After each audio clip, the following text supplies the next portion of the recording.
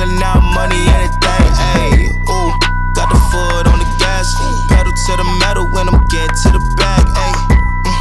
Got the foot on the gas, pedal to the metal when the lane moving fast, ayy. Ayy, let them all cross. If they hate, then let them hate and make a bigger boss, ayy.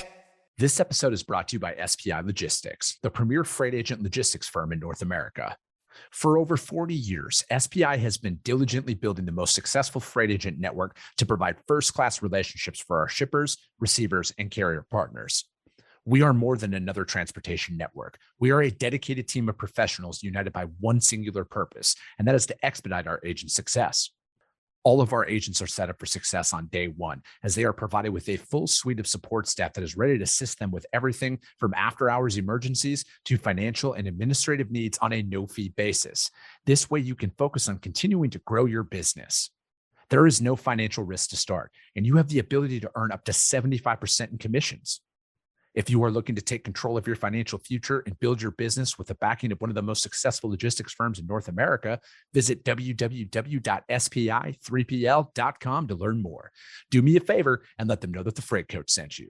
What is up, ladies and gentlemen? We are back. We are not live. We're doing a little pre-recorded episode today because while you guys listen to me, I'm going to be out on the road visiting customers when this episode airs. It's a rarity, but again, you guys, I practice what I preach. I get out there and I meet my customers in person because that's the best way to build relationships up there. And speaking of the best way of doing things, sometimes when you're going out there and you're building your book of business, sometimes experience can actually be a detriment because you only look at things from a certain lens and a certain landscape. And the older I get, the more I realize how little I know. And sometimes the best perspective that you're going to find is a fresh perspective out there. And we're going to talk about that today and how coming into the industry new can actually bring and spark a lifeblood into a business and an organization. So I am welcoming my friend Eric Jordan back on the show, and we are also going to be joined by Iliana Filpo. You guys, thank you so much for taking the time to join me today. I'm really looking forward to this.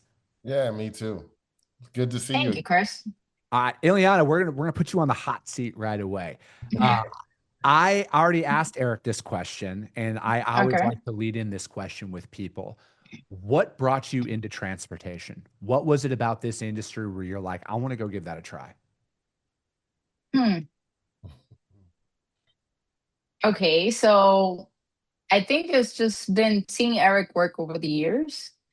And even though he has moments of lots of stress and trying to cover loads and these kind of things, he's always enjoyed it.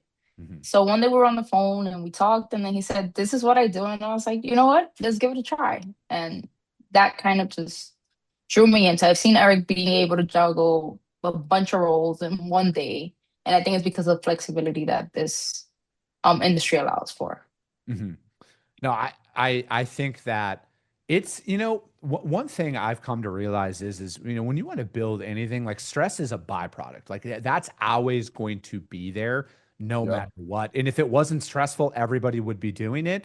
And there's no reward in that, right? Because it's like, as much as a utopia sounds great, I would be bored at the end of the day. Like I have found that the longer I have been self-employed, I actually thrive in the uncertainty.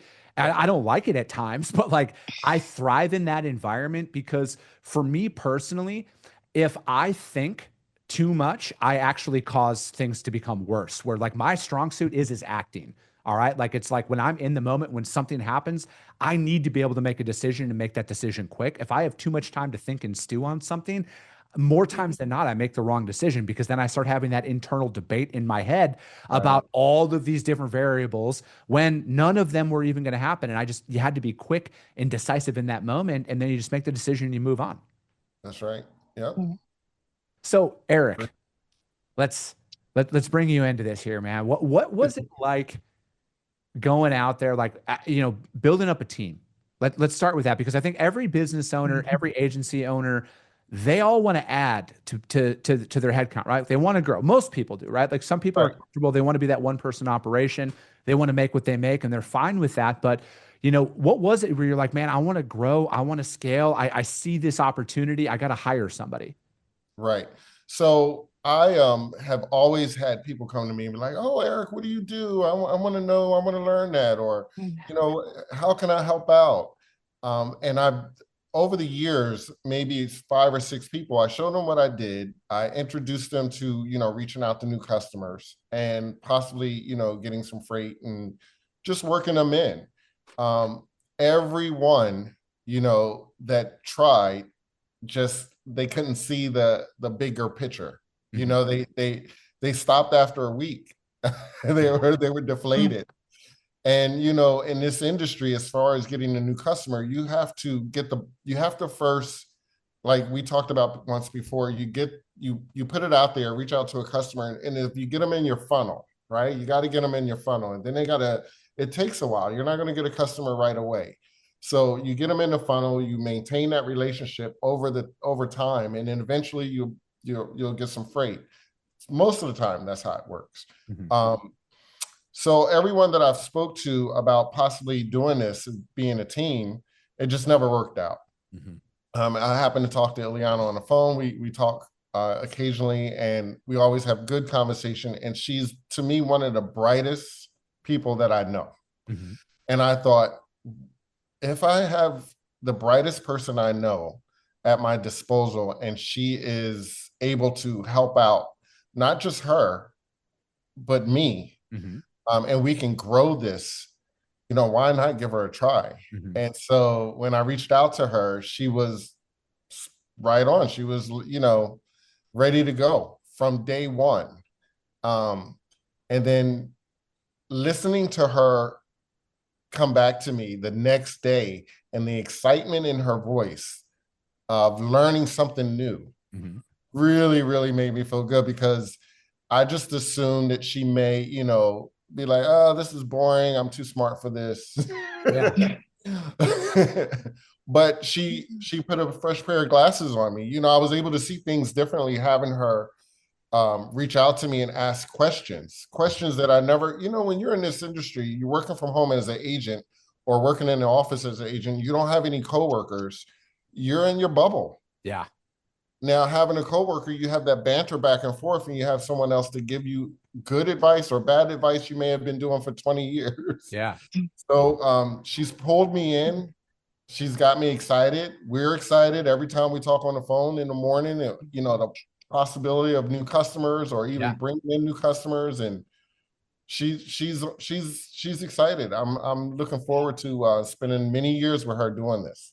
No, I love hearing that. And, and like what I was saying when we started the show, sometimes the best perspective is a fresh perspective. And I think a detriment to a lot of individuals and companies out there is when they're like, hey, this is just the way that we've always done things. And I get it, right? Like sometimes you are doing the right thing, right? But like at times, like to your point, Eric, we get stuck in our ways, and we are so consumed with doing the same thing day in and day out that we're actually missing out on future growth opportunities and potential. And, so Iliana, I want to ask you this. What was one of those things about the transportation industry that you were like, why are we doing it this way? Why have we not looked at it from this perspective?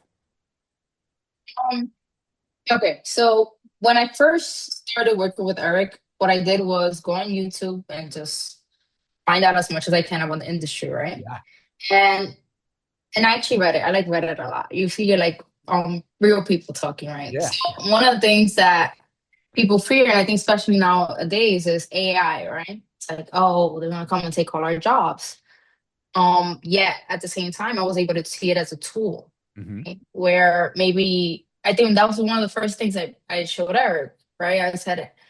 Eric said, like I said, he would be like, hey, if you wanted to do this job, all you have to do is pick up a can of food, see what company's doing, and just give it a call and see what happens, kind of thing, right? And so I've been in virtual assistant for a while now, so I've been involved with like technology. Yes, it has evolved, right? I need it in order to work. So AI is one of those. I said, hey, Eric, I think it was the next day. I was like, hey, Eric, look, I have a list of these companies we can call. He was like, how do you do that? It's that, how long it would take us to put this together back then? I was like, well, I just, went and used the tools available, kind of thing. And I think that was the biggest thing that I've seen. Yeah, I think right there is, like, I think everybody's missing the mark on AI and what it can actually do for an individual. I think too many people are fear-based in their emotions and they're like, oh my gosh, it's here. It will 100% take your job if you allow it, or you can arm yourself with it and become a truly unstoppable force. And Exactly. I utilize AI inside of my business, both of my companies, right? In my brokerage and in my media stuff, because it can work so much faster than I can. And, to talk about the leads that you're talking about there, Iliana, I have been working with I use Gemini because I have everything on G Suites, and Gemini is included in my G Suite subscription. So I'm already paying for it. I might as well use the tool.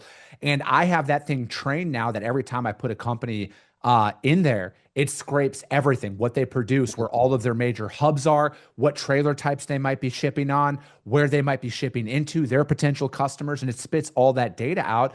And it takes a second, right? So it's like I have all of that information, then boom, I'm armed for that sales call, right? Like I can ask actual penetrating questions to my prospects that throws them off of their battle pose of how do I get this sales rep off the phone? Because they're like, oh, wait, what? What did you just ask me?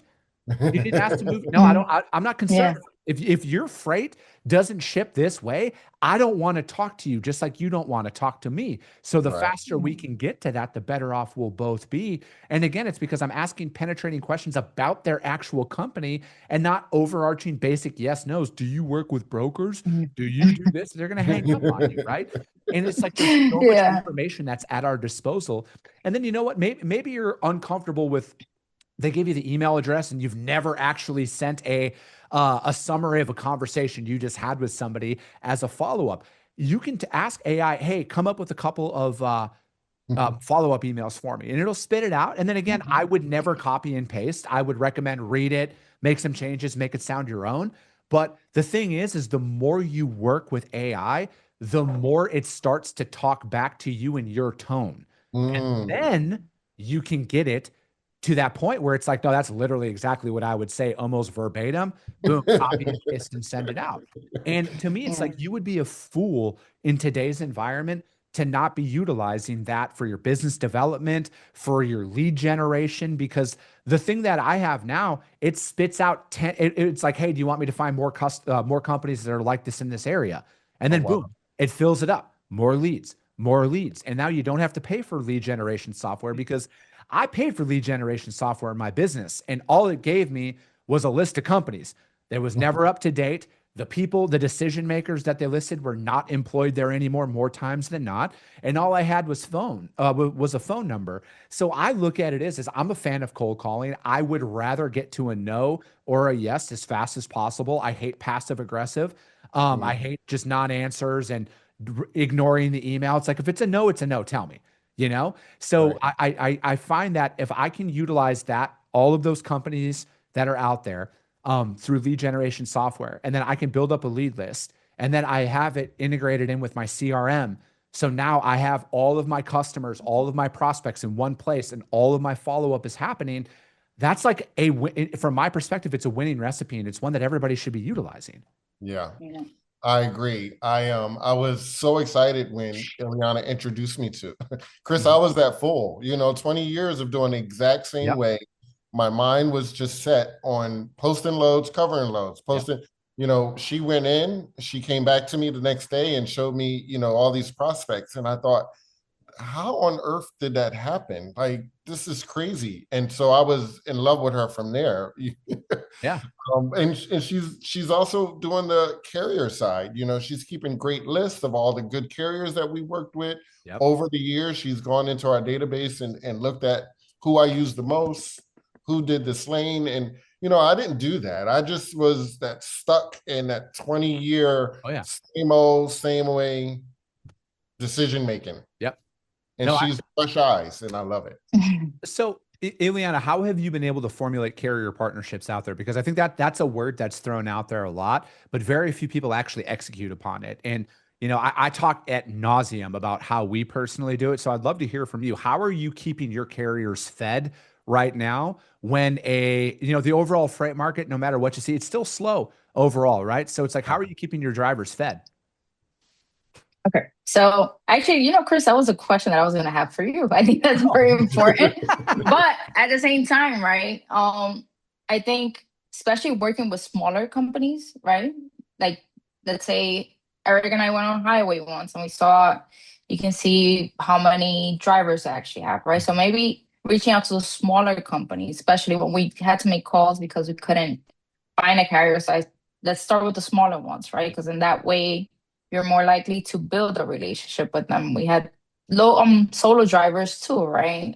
We have recently um formed a relationship with someone who's local in Texas. Okay, so this is a Texas guy. This is who I call first whenever I have this load, right? And that way he remembers that next time we're stuck in a rut or something like that. Mm-hmm.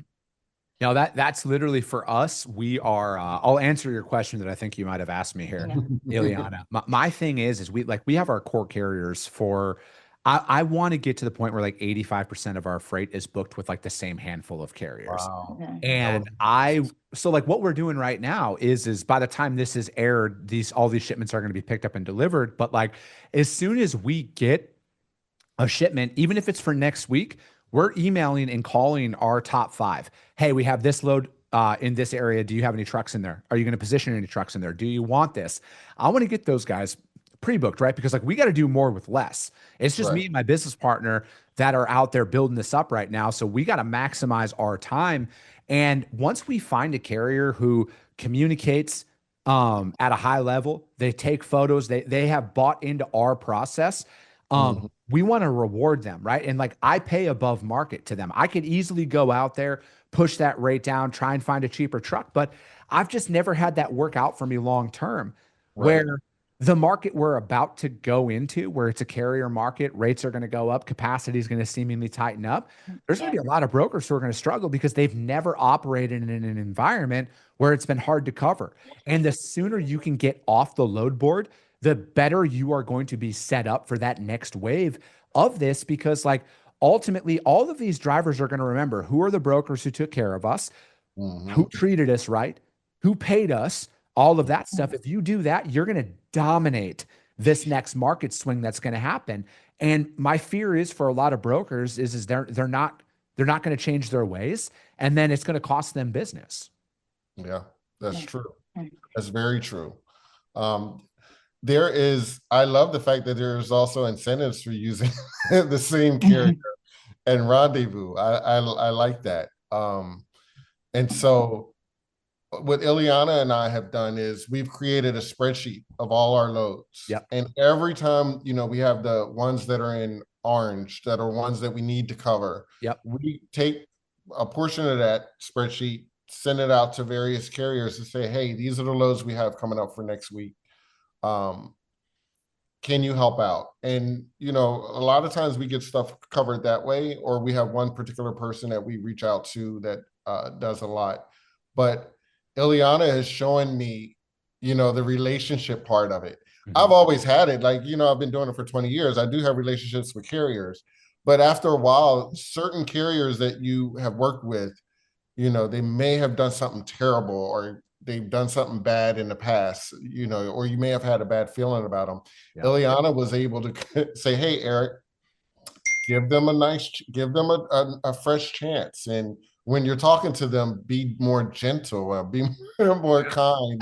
And that has helped. I mean, she was like, wow, Eric, that was pretty harsh. I was like, yeah, well, I know this carrier, they did me wrong on the load before, and we wound up talking to a carrier, and we got it covered. And your tone makes a big difference. And I'm learning that.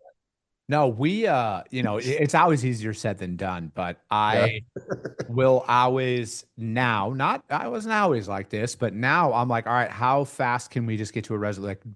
Like, check your pride. Right. Most importantly, check your pride, because Right. more times than not, they're in possession of our customers' freight. And if you say the wrong thing and they go rogue, we could get bad very, very quickly. Right. You're And right. I would, like we went through a situation here recently, where I personally never experienced this before. And it was one of those ones where like we lost a lot of money on it. Oh, wow. We had to, because our customer would have been in a very, very bad spot. And to kind of summarize, we were supposed to pick up a load. The original destination changed. They had now switched the receiver, and the carrier knew about it before they even went and picked up the load. They agreed to the destination change, and then they picked up the load and still tried to deliver to the original location, which was like 700 miles away. I've never had that happen before. I've had carriers pick up loads and refuse to deliver them, but I've never had. So long story short, fortunately, we found a reload facility. We got the product off them. We got a recovery truck in there. We got it delivered the next day. It was only a day late. It cost us some money.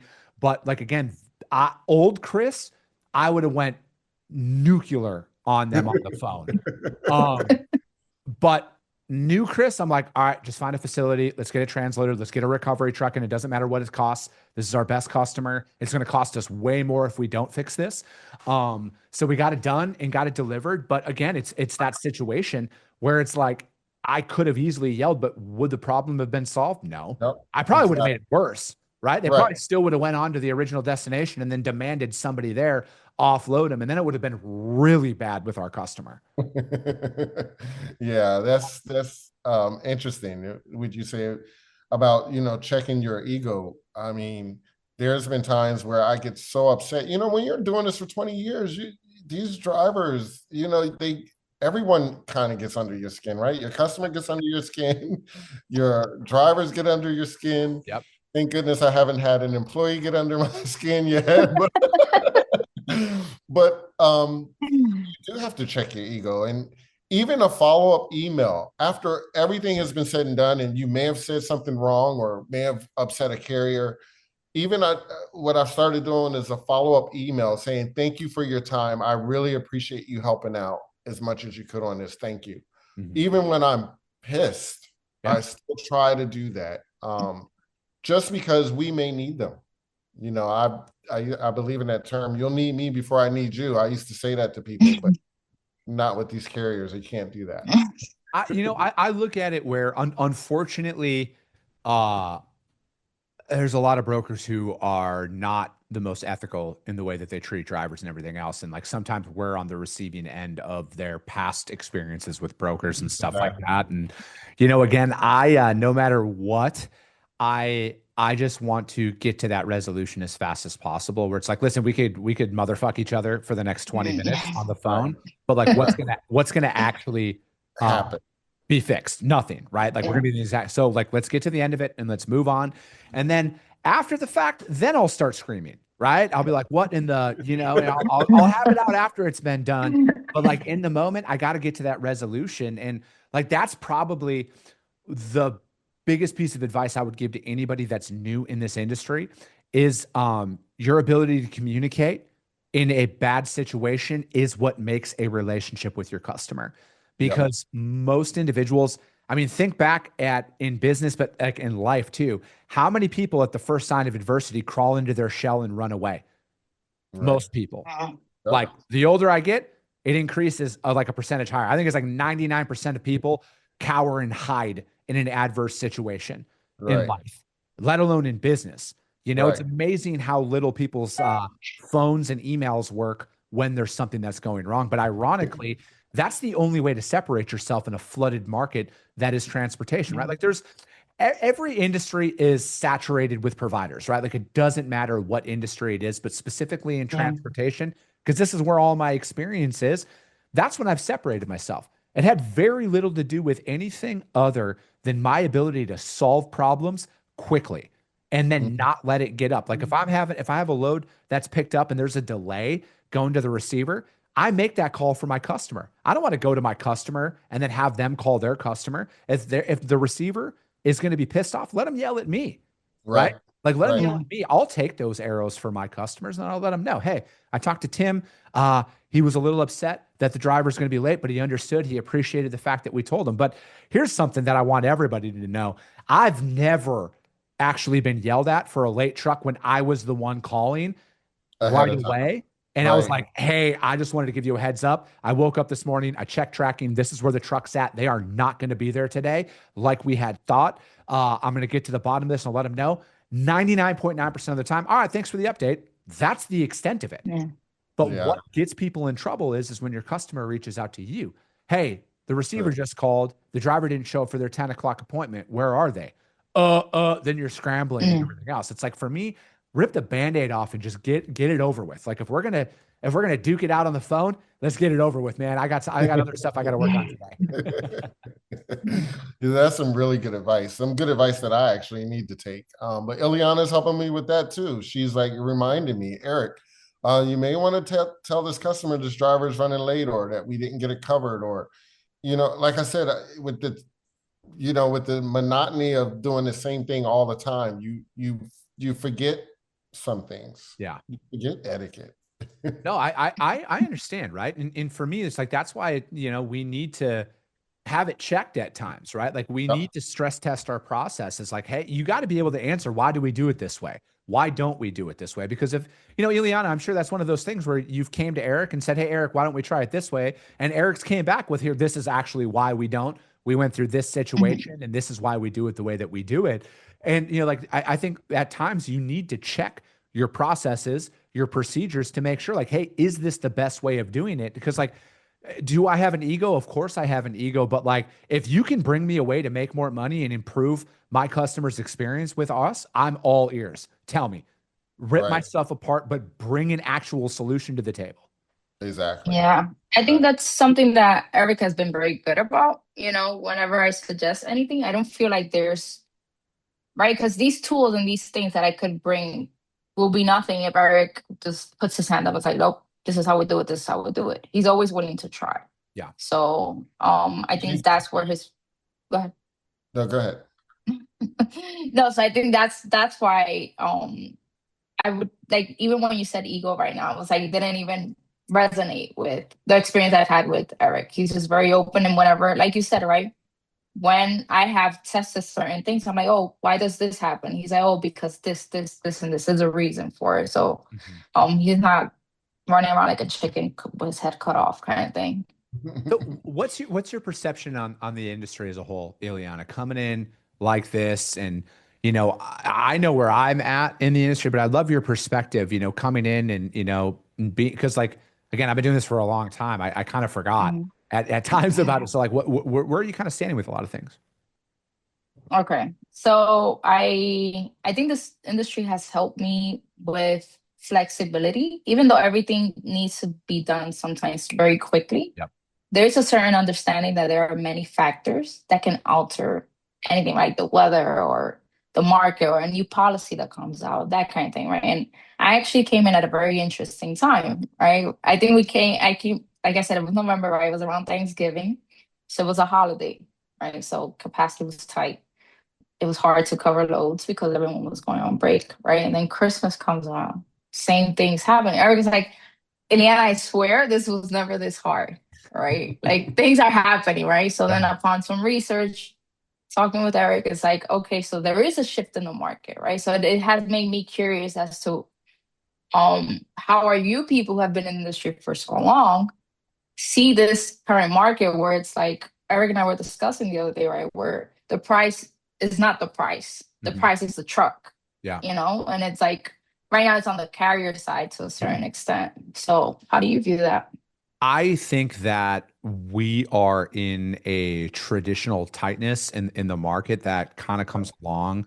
There's I think weather events, no matter where they are in the country. And if you go back January, there was a couple of weeks where there's some really big storms in the East Coast and everything else. And I think a major miss by a lot of people. And again, I always like to tell people, like, yeah, I'm very fortunate to have advertisers for my podcast, but, like, I actually do the job. Like, I'm not trying to sell anybody anything.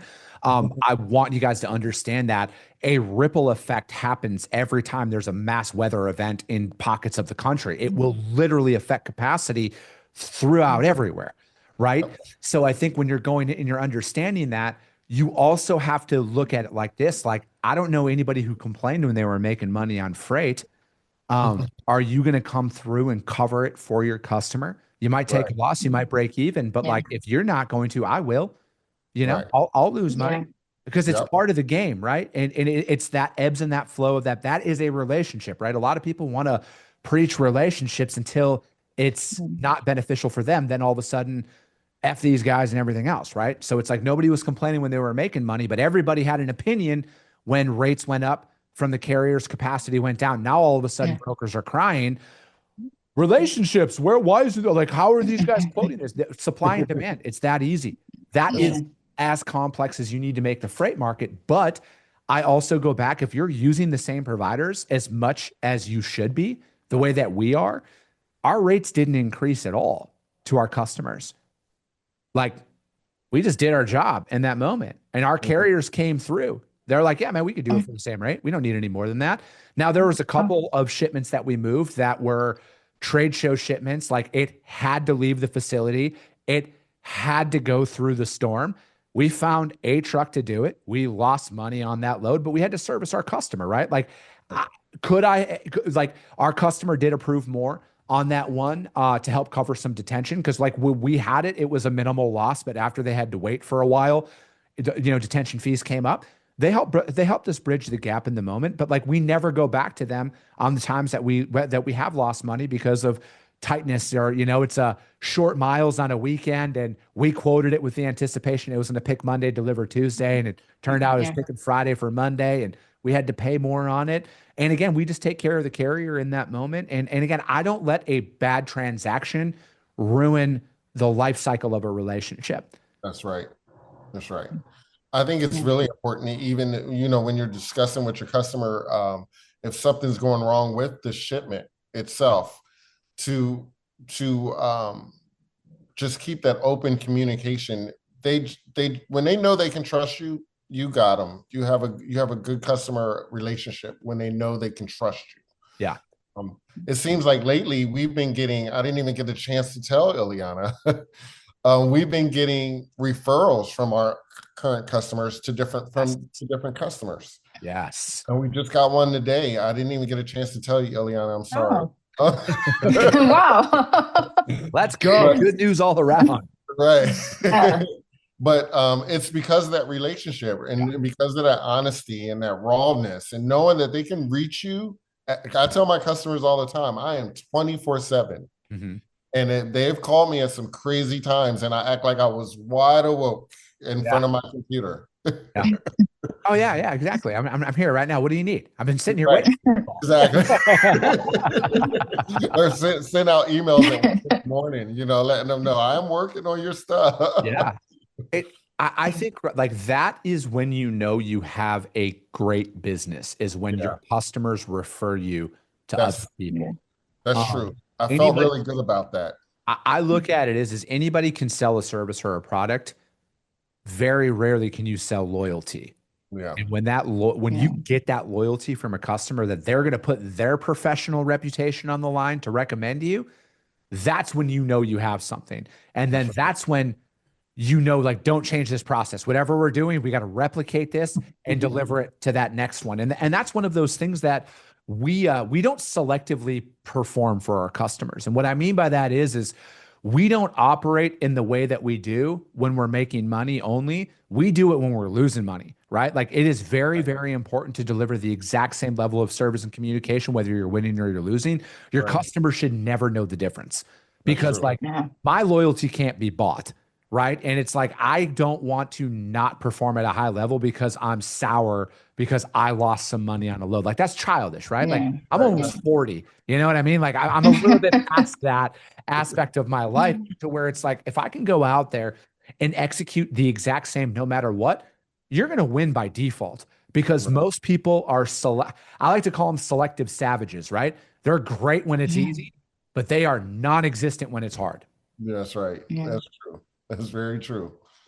So that's some good advice. I think that the relationship with customers are extremely important, even in the tough times. Like, this very same customer that referred me was a little upset because we couldn't get some loads covered this week.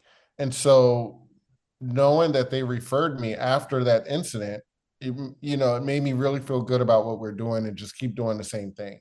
And like I said, I think it's just your honesty as far as saying, hey, listen, I don't have a truck right now. I can't get this one covered. I'm sorry. Yeah. Yeah. I look at it is um, you have to, I think we overcomplicate what we try and do at times, you know, like we like, I look at it is like, I'm a freight broker. All right. I have a hard time with people who try and like switch up like what we fundamentally are. Right. You know, like I'm a broker. I'm a pro though, right? Like I'm not just a person who shows up. Like this is my career, this is my calling, this is my passion, this is my love. I love freight. I love everything about this industry. But I also understand that not everybody who I'm going to work with is going to be a customer for life. I also understand that I got to protect my business, my interests, my future, and everything else that comes along with it. But you know, I can't be bought to not do the right thing. I think our number one core value is to do the right thing no matter what. And even if if that is at our expense, excuse me, and even if I do that and we lose business for it, so be it. I'm not gonna be punished for doing the right thing, you That's right. know? And That's right. I think that that is where a lot of people fall off. And I think that's what causes a lot more issues is when you're only thinking about yourself and what it does to you, and you're removing the customer and the carrier from the equation. And Right. once you start doing that, I think you start to downward spiral with a lot of stuff. And you know, again, this is always easier said than done, right? It's always easy to sit here and talk about best practices in a controlled environment when, you know, when you're not going through any of the shit out there. But like, I can promise you this, those situations come, they go, you learn, you adjust, and you improve in those moments, or you quit. Like that's the alternative, right? You learn and improve, or you quit. And that's That's your right. decision to make. But I look at it as the reason why um, I've been able to perform at a high level is because I did fuck everything up early on. And I learned from it though, right? Like I Good. will die on this hill, you guys. It is more valuable to know what not to do than to do. That's right. Yeah, That's And I that's think if you that's know true. what not to do, you're going to be successful by default. Yep. Yeah. That is very true. That is very true. I had a customer once tell me, because I used to stress about everything. You know, I always wanted everything to go right. Like Same. I wanted everything to go right. I had to make sure I called the appointment 3 or 4 times and make sure everything was lined up. The driver knew what he was doing. He knew he had all the specific things that he needed for his truck. And it would stress me out. Mhm. And I had a customer one time call me. It was a really good customer. And she said, Eric, sweetie, don't worry about it. It's just freight. Yeah. And I was like, wow, that blew my mind. I was, oh my goodness, she's so right.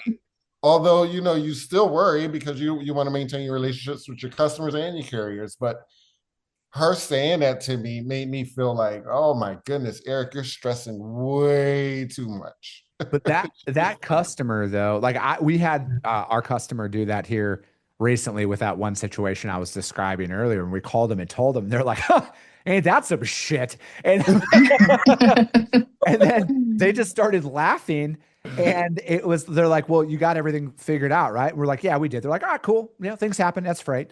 And then they just, but you know, that's the thing is sometimes we build it up in our head so much about how much worse it could be. And then your customer can feel that you care coming Right. through. They can feel your intent. And like when you work with somebody long enough and they know how you are, like Yep. you can, like, you have that social credit built up where they're like, Eric, I know you're not doing this because of anything other than you Yeah. tried your absolute best and That's it true. just didn't work out, you Right. know? But again, like it can take, this is kind of one of those things that I live by as well, is you can do 1,000 shipments for a customer, but you're not entitled to the 1,001st. And Mhm. if you have the right intent throughout all of it, right? You're doing the right thing. You're communicating. You're owning up if you're dropping the ball, because that failure is part of life. You do that, they're going to respect it, right? Because they all know that things happen. But like ultimately, you're being compared to what other people do, and most people don't even fucking communicate when things go wrong. I You know? know. I And have it's to like, think about that too with other yeah, carriers. I would imagine, you know, not every broker is like me. That's how I think. And, you know, like not every broker is not me. I have a question for you. yes. Do you give incentives to your customers? What do you mean by that? Not as far as rates, like gifts. Is that permitted? Is that looked upon as bad? Is it like I've never talked to any other Yeah. agent about that. Yeah, no, 100%. We will call, and like we've bought a couple of our customers, like we bought them lunch before Yeah. we sent it in. We, organized catering from a place, had it sent in, but we call them and ask for approval first, right? Because our customers work for, they have bosses as well, and we don't want to step on anybody's toes. And I always offer to take them out to lunch. Like I try and go out there and visit everybody. Like I want to meet people in person. Like if we're gonna work together, let's break bread, right? Like let's understand. Like let's actually talk about life outside of business a little bit. That's a long-term business development thing. That's not like on the very first phone call. Yeah. But Right. I always ask ahead of time because I have one of my customers, they're very large, they're very old school. They're like, hey, we just can't do, we've been like, we don't take gifts from anybody. Like it's not a you Wow. thing. We just can't do it. It's just a company policy. Okay. And it's like, all right, cool. Right. But then I have other customers who are like elated that we offered to, bring them lunch. And they're like, are you serious? We're like, yeah, we just want to send you guys, how many are there? What do you guys want? And we'll send it in like that. And again, it's just those little things. Right? Again, to me, it's like, it's just the humanizing thing, because like we all got people we love and care for that we want to go home to them at the end of the day. And I think food is that one thing that is left in this world that we can all bond over. Yep. Yeah. And but when you have a meal with somebody, when you offer to buy somebody lunch, and that's something that we do with our drivers as well, right? Oh, So it's really? like some of our core carriers, like we've had a couple of situations where our drivers got stuck in a storm. They were shut down at a truck stop for a couple of days. We just Venmoed them and we're like, hey, can I send you 25 bucks so you can go get a burger? You know, That's a really good idea. it's That's just a really good idea. it's just little things like that, right? Like that goes so far with so many people, right? Because in a thankless job that is trucking, because it is unfortunately it is a thankless job for a lot of people who are behind the wheel. Those small gestures go so far. And it's Yeah. even like, we've had situations where detention came up, customer didn't approve it because it was a first come first serve, but we just paid the driver because we're like, dude, you don't deserve to sit there for free. Here you go. They are just like they're so floored that we do those things. And to me, it's just that the little stuff like that. Yeah, it comes out of my pocket, but Right. like at the end of the day, man, nobody deserves to work for free. I agree. I bet you a lot of broker or agents don't do that. Because they are so appreciative of the little things. I've done that before with a carrier, just paid him the detention. I never thought to buy him lunch or, when he has to stay over if he missed his appointment. And Yep. like, that's a really good idea for carriers. Customers, now that I think about it, I have bought a few lunches. Yeah. Um, Again, I always like to get approval because some people can't, right? Like some That's people will smart. say like, hey, it's company policy. We can't do it. We appreciate the offer, but you know, I just look at it, we're all humans at the end of the day, right? And a little appreciation goes a long way with a lot of people, and especially in this industry, right? Like I think I look at trucking as it's just a very salt of the earth industry. There's a lot of hardworking men and women in this industry that do just want to do the right thing. They want to go home. And it's like, if something happens out there, just do something right by it, right? Like $10 isn't going to throw your day away. That's If right. hey, you're here or, oh, hey, the shipment's delayed and you're at the truck stop right now. Can I buy a coffee? Like what can I do? Is there a Starbucks Dunkin' close by? What can I do? How Oh, can I make this a little bit better for you? so minor. Like you said, it's not even expensive to do something like that. Mhm. I had a customer where I got to know all about her, her and her kids and her partner. And I did order some stuff off of Amazon for her kids. Really didn't even spend no more than $20, but it was just the little things Mhm. that they received and the joy, and her kids got to speak to me. And that relationship still to this day, I still get text. I'm no longer moving shipments for that customer, but I'm still getting texts from the young lady that used to give me the freight. So I love that stuff, right? Because dude, it is those little things. And I think again, it's just like with everything, when you're trying to develop a business, a book of business or anything, people try and overcomplicate what you're actually trying to do. And I think the faster you can get to the fact that we're both human beings and you yeah. treat the other person as such, I think that a lot of great things can happen. Now, I'm also old enough to know that there are just some miserable people out there in this world, and it doesn't matter what you do or say, but like I will always hold myself to a higher standard, no matter what. And if somebody talks down to me, I'm not going to engage in it. As hard as it is, like I'm a very competitive person. I really want to snap back at some people sometimes. I'm just not going to lower myself down. I'm going to just try and hold myself to a higher standard in all those moments. And I think, well, at least since I've been working here and everyone that I've talked to about SPI, other, carriers that have worked with SPI have nothing but good things to say. And so that goes a long way too, no one has anything bad to say about SPI. And I like that. I like the tools. I'm sure Iliana can talk about that, all the tools that we have at SPI and how she went through the classes with Revanova, and this girl is amazing. Yeah, the tools that are at our disposal is insane. Yeah, right. Like SPI really does a good job at that. Yeah, they really take care of us at such a high level. And and I think like what you're seeing externally and internally with a company like SPI is their just willingness to help. Like it doesn't matter. And I look at that is that was established from the ground up, and you don't just operate that way one time to one select person, right? Like that's an overarching thing. And I think that is their greatest strength out there in the market is they are just great people at their core. They actually want to help you, and you win and succeed. And that comes across to our customers. They work with our customers on things.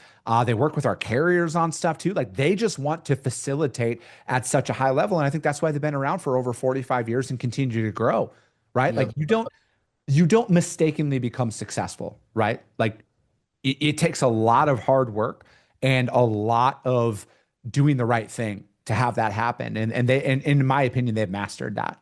They have. That's why I'm excited for Iliana to come to Revanova next year.